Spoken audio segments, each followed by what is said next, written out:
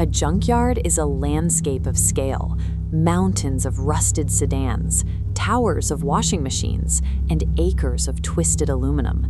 This industrial stillness holds until the human crews leave and the night shift arrives. Fairies, goblins, and sprites emerge from the shadows to treat these mountains of scrap as an open-air warehouse for raw materials. High on Rust Mountain, bolt collector fairies use tiny magnetic rods to secure falling hardware before it hits the dirt. One crew recently managed to sort and secure 17 rare left-handed screws in a single shift. In the bumper aisles, chrome-polished pixies scrub oxidized hubcaps and broken mirrors until the metal reflects the moonlight. They work until every scratched surface gives them a clear reflection of their own success. This focused labor transforms discarded parts into a functional, organized economy, where a component's worth is determined by the skill of the craftsman who finds it. The industrial center of this kingdom is housed inside the cab of an upside-down pickup truck. This is the workshop of the gadget goblins.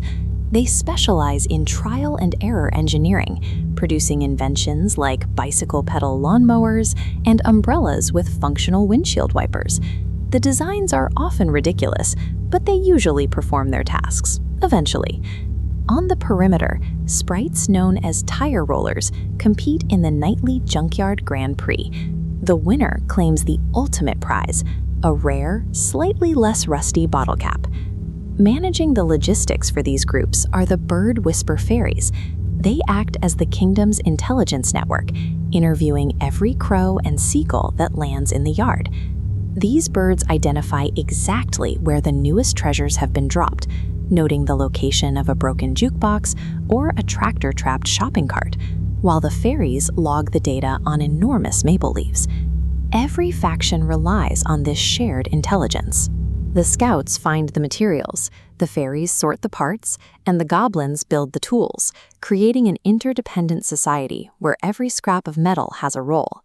The ground begins to vibrate as the giant scrap magnet floats to life. Despite the human crews being long gone, the machine begins to hum with unprompted power.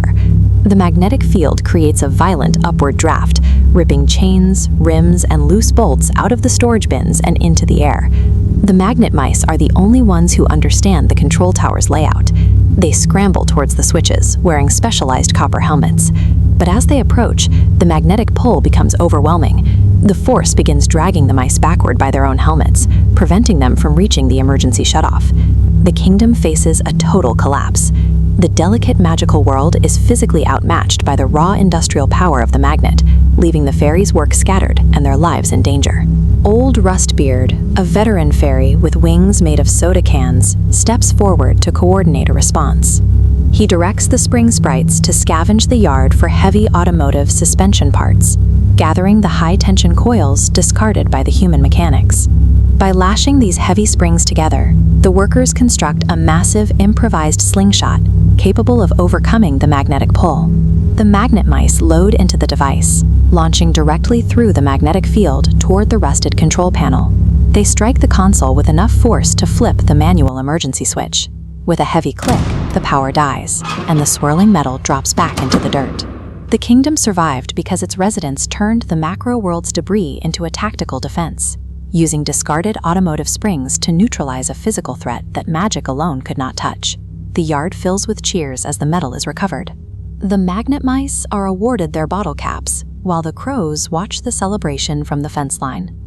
With the crisis over, the workforce transitions back to their nightly routine of sorting, cleaning, and repairing the day's new arrivals.